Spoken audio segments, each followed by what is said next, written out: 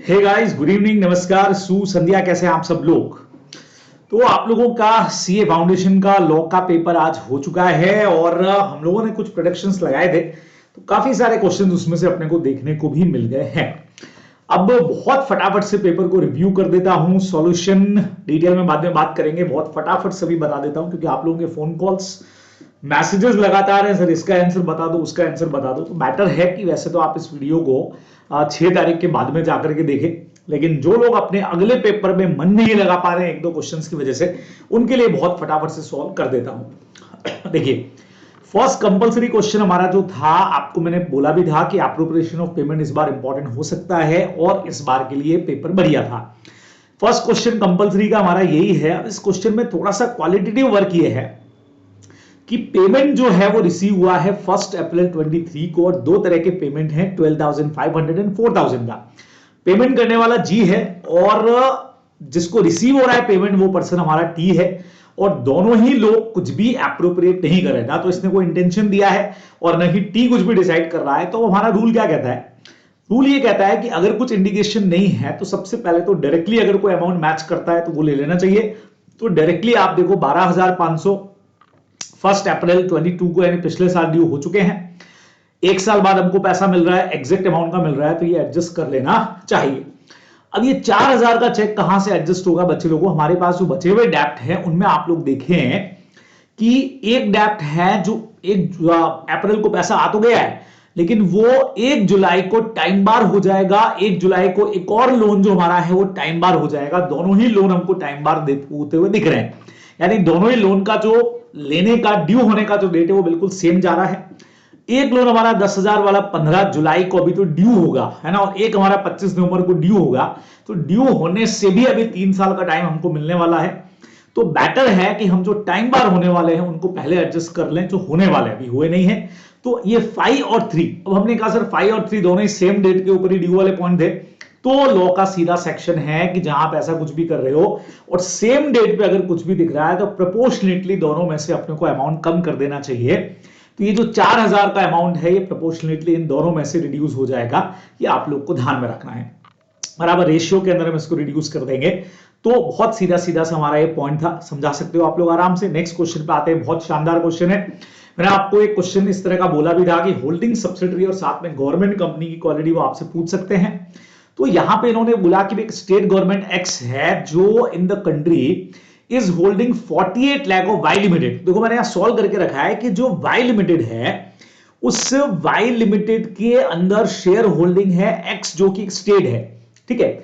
अब सवाल ये है कि जो स्टेट गवर्नमेंट या कोई भी सेंट्रल गवर्नमेंट हेल्ड करे तो गवर्नमेंट कंपनी वो कंपनी तब बनती है जब 51% एटलीस्ट, 51 से कम नहीं, यहां पे मोर देन 50% नहीं है बच्चे लोगों, 51% है।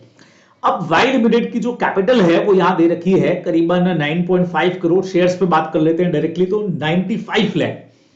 अब 95 लाख जो है तो एटलीस्ट अगर इसके 50% पे बात किया जाए 51% के ऊपर, तो 48.45 लाख का शेयर होल्डिंग होना चाहिए, 48,45,000 शेयर।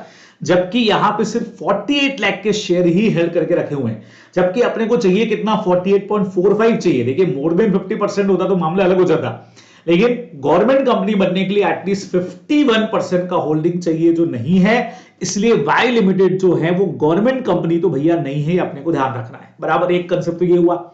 अब वाई लिमिटेड खुद क्या कर रही है कि जेड प्राइवेट लिमिटेड के शेयर हेल्ड कर रही है। अब वो हेल्ड कर रही है टोटल 5 लाख में से 2,50,600 है। बच्चों अपन जानते हैं कि टोटल वोटिंग पावर या शेयर कैपिटल फिलहाल एक ही बात है। अब होल्डिंग सब्सिडरी के लिए वहां क्लियर बोला हुआ है more than 50%, more than one half, वहां 50 से ऊपर बोला हुआ है। तो 5 लाख का 50 आता है 2,50,000, और 2.5 लाख से ऊपर के आपने हेल्ड करके रखे हुए हैं, मतलब होल्डिंग सब्सिडरी का रिलेशन तो बनेगा। तो वाई लिमिटेड हमारी होल्डिंग होगी, जेड उसकी सब्सिडरी होगी, ठीक है। अब जेड प्राइवेट है, पब्लिक की सब्सिडरी कंपनी, पब्लिक की तरह ट्रीट होगी। अब जेड प्राइवेट लिमिटेड जो है वो क्लेम कर रही है सब्सिडरी कंपनी और वाई लिमिटेड का, बिल्कुल हम मान रहे हैं ये तो। लेकिन गवर्नमेंट कंपनी का, अच्छा गवर्नमेंट का वो क्लेम क्यों सोच रही है? तो उसको लग रहा है कि एक्स जो है वो गवर्नमेंट है, सॉरी वाई जो है वो गवर्नमेंट है, और Y की सब्सिडरी कंपनी अगर Z है तो गवर्नमेंट की सब्सिडरी भी गवर्नमेंट कंपनी होती है, लेकिन जब Y ही गवर्नमेंट कंपनी नहीं है तो Z के गवर्नमेंट होने का तो सवाल ही नहीं है। तो ये दो चीजें उन्होंने पूछी हैं कि भाई बताइए क्या कुछ होगा, तो बहुत इजीली आप लोग दोनों पॉइंट्स को समझा सकते थे। चलिए, एम्प्लॉयड वारंटीज मैंने इस बार बोला था इंपॉर्टेंट हो सकता है, वही जहां एम्प्लॉयड कंडीशन है सेक्शन 14-15 के अंदर आपको दे रखा है, 4 तरह की एम्प्लॉयड वारंटीज आप लोग लिख सकते हो। नेक्स्ट में बच्चों सेक्शन 23 से ट्रैफिकिंग, अरे अपना ट्रैफिकिंग वाला पॉइंट भाई, जहां आपने इलेक्शन के अंदर वोट्स बेच दिए, आपने किसी भी तरह का कोई भी पद्म भूषण पद्मश्री टाइप कोई टाइटल भेज दिया, गवर्नमेंट कॉलेजेस में सीट्स वगैरह भेज दी, वाला पॉइंट पूरा लिखना था। स्टिफलिंग प्रोसिक्यूशन, ये interference in the course of law नहीं है। प्रोसिक्यूशन, कोई कोर्ट केस हो रहा है उसको प्रिवेंट करने के लिए, अपन एक एग्जांपल पढ़ा हुआ गब्बर सिंह वाला, बराबर, जहां किसी बंदे ने रॉबरी किया और उसने पैसा शेयर कर लिया और मेरे अगेंस्ट में केस मत करो, वो सब स्टिफलिंग प्रोसिक्यूशन का पार्ट है, तो वो अपने को दोनों समझा देना चाहिए था। Interference in the law of justice नहीं है ये। देन उसके बाद में बच्चों एलएलपी का सीधा डायरेक्ट क्वेश्चन सेक्शन 25 है, इसके अंदर registration of changes in partners का आपको दे रखा है, तो डायरेक्ट थ्योरी क्वेश्चन एलएलपी का जाएगा। कई लोग एलएलपी छोड़ के गए होंगे या कम पढ़ के गए होंगे, तो वहां उनको इस क्वेश्चन के अंदर थोड़ी सी दिक्कत आ सकती है। Now discuss the rules relating to partners implied authority to bind the firm. अब implied authority वाला पॉइंट डायरेक्टली आपको सेक्शन 19 वगैरह में दे रखा है, मैंने बोला भी था इंपॉर्टेंट क्वेश्चन है, और वो सिचुएशन बताना है जहां पार्टनर्स को implied authority नहीं होता है। 8 सिचुएशंस आपने पढ़ी हुई हैं जो पावर के बाहर की हैं, वो अपने को लिख देनी चाहिए थी। Next question, mobile phone display होता है शॉप के अंदर, प्राइस टैग 10,000 का है, प्राइस टैग है, एक बंदा वहां पे जाता है खरीदने के लिए, पूरा क्वेश्चन आप लोगों ने पढ़ा हुआ है तो मैं डिटेल नहीं पढ़ रहा हूं बच्चे लोगों। सीधा सीधा मैंने बोला भी था आप लोगों को कि ऑफर इन्विटेशन टू ऑफर का क्वेश्चन बन सकता है, बन भी गया। शॉपकीपर उस प्राइस चिट पे देने से मना कर देता है कि नहीं बेचूंगा, ठीक है, जो प्राइस टैग अटैच है, तो ये इन्विटेशन टू ऑफर का मामला है। और हम यहाँ पे भाई को आपका एडवाइस चाहिए भाई, तो सीधा एडवाइस ये है कि इन्विटेशन टू ऑफर है, आप सेलर को बाउंड नहीं कर सकते हो, सेल करने के लिए ध्यान में रखना है। नेक्स्ट बच्चे लोगों, ऑर्डिनरी डैमेजेस का क्वेश्चन है, एज वेल एज यहां पे जो रॉ मटेरियल का रेट बढ़ा है, ये सुपरएंडिंग इम्पॉसिबिलिटी नहीं है, दिस इज ओनली डिफिकल्टी। तो 1 मार्च को रेडीमेड गारमेंट्स का मैटर है, 3 तरह के शर्ट्स देने हैं, अलग अलग प्राइस दे रखी है, सप्लाई करने से मना कर दिया है, और इनका रेट बढ़ करके 1000, 1100 और 1200 रुपए हो गया, तीनों का रेट बढ़ गया, सप्लाई करने से मना कर दिया है सामने वाले ने, बराबर। तो बहुत सीधा कंसेप्ट है, टर्म्स ऑफ कॉन्ट्रैक्ट सप्लाई कर रहा था ड्यू डेट से पहले ही, है ना, उसने मना कर दिया, तो आप सीधा सीधा सा 2 पॉइंट लगाइए। एक तो this is only commercial difficulties, और यहां आप डैमेजेस का जो केस है, डिफरेंस बिटवीन अपना मार्केट कॉन्ट्रैक्ट प्राइस का जो केस है, वो यहां पे हम बढ़िया तरीके से लगा सकते हैं, अपने को ध्यान में रखना है, बराबर। फर्स्ट क्लास हो जाएगा आराम से, तो 73 वगैरह का प्रोविजन लग जाएगा। देन उसके बाद में आता है अनपेड सेलर का राइट ऑफ लियन, बढ़िया पॉइंट है, इंपॉर्टेंट आता है 47 में, हाँ जी बिल्कुल, पोजीशन में हो तो राइट ऑफ लियन यूज कर सकते हो। और 49 में राइट लॉस्ट कब हो जाएगा, दिया हुआ है जब हमने सेलर को, बायर को गुड्स डिलीवर कर दिए, जब प्राइस रिसीव हो गया, जब आपने ही एस्ट्रोपल के थ्रू गुड्स छोड़ दिए, तो ये सारे पॉइंट्स अपने को लिखने चाहिए थे। नाउ जोरदार क्वेश्चन है, आपको बताना है किन केसेस में पार्टनरशिप बनेगी नहीं बनेगी बच्चे लोगों। एक्स वाई और जेड एग्री करते हैं, प्रॉफिट शेयर करेंगे, बहुत बढ़िया कर सकते हैं, लेकिन लॉस अगर हुआ तो सिर्फ एक जना बियर करेगा, बिल्कुल ऐसा कर सकते हैं, यस। पार्टनरशिप में अगर कोई ये डिसाइड करे कि प्रॉफिट अकेला मैं लूंगा तो नहीं चलेगा, लेकिन लॉसेस के लिए ऐसा कोई रूल नहीं है। पेज नंबर स्टडी मैट के 3.3 पे ये लाइन एज इट इज है भी, अगर आप लॉसेस को, अगर शेयर कोई एक जना भी अगर कर रहा है तो कोई फ्लेफ से भी लॉसेस की कोई बात होती नहीं है, इसीलिए यस ये पार्टनरशिप है क्योंकि आप प्रॉफिट बांट रहे हैं। नेक्स्ट में पब्लिशर है, बुक पब्लिश करेगा खुद के खर्चे के ऊपर और प्रॉफिट का आधा जो है वाई को देगा। क्या यहां पार्टनरशिप बनेगी क्या वाई पेमेंट के लिए लायबल हुआ क्या बच्चे लोगों? चूंकि यहां पे बुक पब्लिश सिर्फ एक जना कर रहा है, दूसरे को प्रॉफिट शेयर दे रहा है, और profit share is not a conclusive evidence, है ना। हमारा बिजनेस है, प्रॉफिट शेयर है, लेकिन कंक्लूसिव एविडेंस नहीं है। यहां लाइबिलिटीज जब आप सामने वाले से बियर नहीं करवा रहे हो, तो म्यूचुअल एजेंसी जब तक नहीं है, यहां पे पार्टनरशिप होने वाली नहीं है, बराबर। इसमें थोड़ा कंफ्यूजन कई लोगों को हो सकता है, मेरे अकॉर्डिंग मुझे लगता है कि ये जो पार्ट है वो पार्टनरशिप का नहीं है, ठीक है।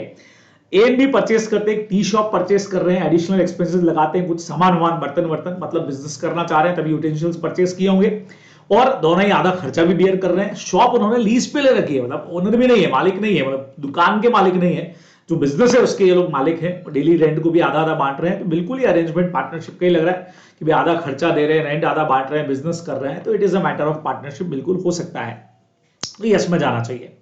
चलिए जी, फिफ्थ के फर्स्ट पे आते हैं। एक्स फर्नीचर डीलर डिलीवर करता है फर्नीचर को under an agreement of sale, Y को पे करना है furniture in 3 installment, as per the terms of agreement furniture property होगी बाय की लास्ट इंस्टॉल। देखो एग्रीमेंट टू सेल की डेफिनेशन सेक्शन 4 में यही है, जहां ओनरशिप का ट्रांसफर फ्यूचर में होगा या किन्हीं कंडीशंस के सेटिस्फाई करने पे होगा। अब कंडीशन पेमेंट की डाल दी है, भैया लास्ट इंस्टॉलमेंट दोगे तब आपको ओनरशिप जाएगी। बिफोर लास्ट इंस्टॉलमेंट ही उसने आगे जेड को फर्नीचर दे दिया, बच्चे लोग को नहीं बेच सकता है। कई लोग को लगेगा सर सेल तो कर दिया तो आगे सेल तो कर ही सकता है, हमने एक्सेप्शंस के अंदर पढ़ा हुआ है बच्चे लोगों, एक्सेप्शन में तो 7-8 नेमो डेट वाला एक्सेप्शन पढ़े, उसमें ऐसा कहीं नहीं था कि ओनरशिप पहले ही ओनरशिप को ट्रांसफर कर दे, है ना।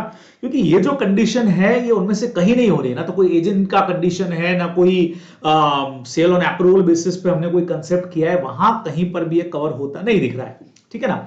तो इस वजह से यहां पे जो मैटर हमारा है ओनरशिप कंडीशन जब हमने डाल दी एग्रीमेंट टू सेल के अंदर, तो आप आगे ओनरशिप का ट्रांसफर नहीं कर सकते थे।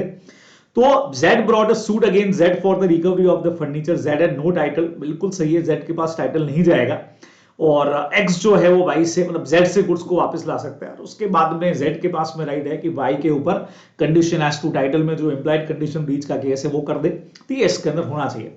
अब कई लोग को ये भी लगा कि सर हमने वो नेमो डेट के अंदर एक चीज पढ़ी हुई है जहां पे है कि आपके पास ओनरशिप आने से पहले आपने किसी को ट्रांसफर कर दिया, वो तब होता है जब इसके बाद ओनरशिप आ जाती है। हाँ ओनरशिप तो भी आई नहीं है ना, बाद में जाके भी नहीं आई है ना, तो आप ओनरशिप का ट्रांसफर नहीं कर सकते, कंडीशन लगा रखी है हमने, ये अपने को ध्यान में रखना था, तो वो अपने को आंसर देना चाहिए था। नेक्स्ट में आता है against B's tender R agree to sell and deliver 1000 kg of tomatoes 100 per KG supply करना था 15 जुलाई को। प्राइसेस टमाटो के बढ़ गए मार्केट में, तो आर जो है वो सिर्फ 700 केजी डिलीवर कर पाया 15 जुलाई को, 1000 में से सिर्फ 700, और agree to deliver the balance quantity in the next month, और बी ने वो 700 केजी एक्सेप्ट भी कर ली है। बाद में आर जो है वो बचा हुआ क्वांटिटी नहीं डिलीवर कर पाया, और अब जो हमारा बी है ये उसने क्या कर दिया, so B refuse to pay the price of 700 kg of tomato to R. तो यहां पे जो है वो पैसा जो है 700 केजी का वो भी देने से बी जो है मना कर देता है कि भाई एज ही हैड फेल्ड, आपने टेंडर कंडीशन पूरा नहीं किया। तो इसमें बच्चों सेक्शन 37 में एक रॉन्ग क्वांटिटी का कंसेप्ट लिखा हुआ है कि अगर रॉन्ग क्वांटिटी आपको की जाए, जैसे लेसर क्वांटिटी किया, तो either you have right to reject और एक्सेप्ट, और अगर आप एक्सेप्ट कर लेते हो तो जितना एक्सेप्ट किया उसका पैसा आपको देना पड़ेगा। हाँ अब आप नॉन फुलफिलमेंट का या नॉन डिलीवरी का बचे हुए 300 केजी के लिए केस करो, वो समझ में आता है, वो आप केस उस पर करते रहो, लेकिन यहां पे आप ये चीज जो है मना नहीं कर सकते हो।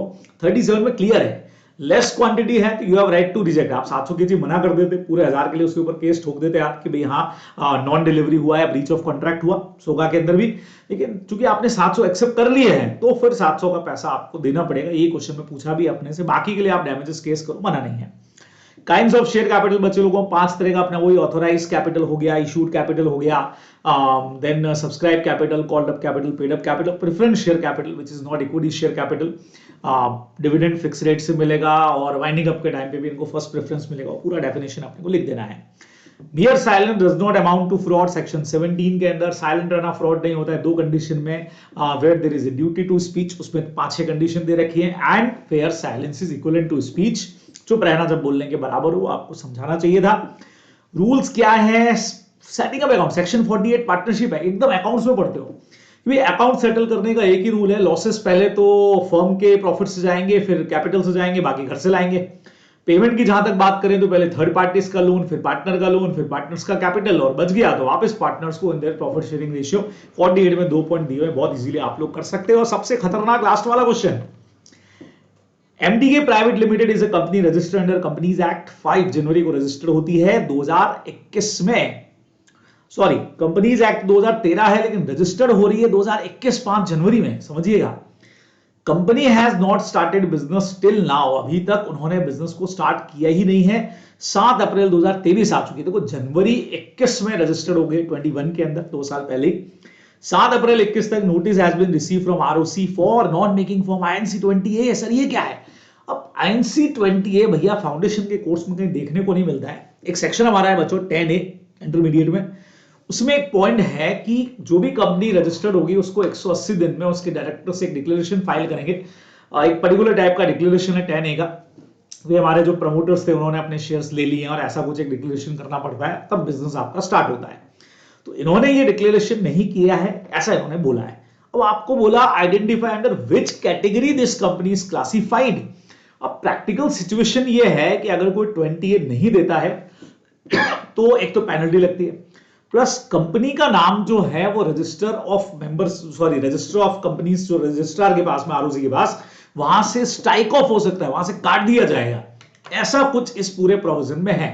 लेकिन आईसीए ने यहां पे पूछ लिया under which category companies classify, और आपको उसका डेफिनेशन देने को बोल दिया, तो कई सारे लोगों ने इसको डोरमेंट कंपनी बोला है।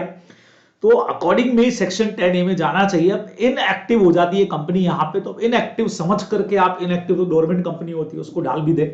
तो अभी आईसीए ही बताएगा कि इसका होना क्या चाहिए, बिकॉज डोरमेंट कंपनी का कंसेप्ट ये होता है कि हम स्टार्टिंग से ही परमिशन लेते हैं कि सर हमारी कंपनी जो है वो डोरमेंट रहेगी, हम काम नहीं करेंगे, अभी हम कोई रिसर्च करने वाले हैं, फ्यूचर का हमारा कोई प्रोजेक्ट है, ऐसा कुछ, ठीक है ना।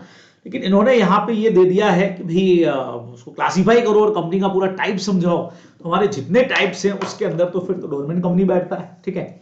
और जहां तक इस पर्टिकुलर कैटेगरी की बात है, which category MKP private limited is as a private company है ये तो भाई, और कमेंसमेंट का नहीं दिया है तो पेनल्टी लग सकती है, और अदरवाइज कंपनी का नाम अगर बिजनेस चालू नहीं किया है तो नाम स्ट्राइक ऑफ हो जाता है। ऐसा सब कुछ आईएनसी 20A में दिया हुआ है, जो कंपनीज एक्ट के सेक्शन नंबर 10A में है, जो फाउंडेशन के कोर्स में तो नहीं है। तो अब इसका तो आंसर आईसीए ही बताएगा कि उन्होंने डोरमेंट कंपनी के बेस पे आंसर लिया है या सेक्शन 10A के बेस पे लिया है। तो ये आपको दोनों चीजें मैं यहां बता सकता हूं। तो ये सारे के सारे क्वेश्चंस बहुत फटाफट हम लोगों ने डिस्कस कर लिए हैं, एकदम फटाफट से। तो होप सो कि जो लोग थोड़ा कंफ्यूजन में होंगे वो ठीक ठाक से वो अपनी आगे की पेपर की तैयारी में लगेंगे। फिर भी सजेशन ये है कि पेपर के एंड में 6 तारीख के बाद इसको देखिएगा। All the best.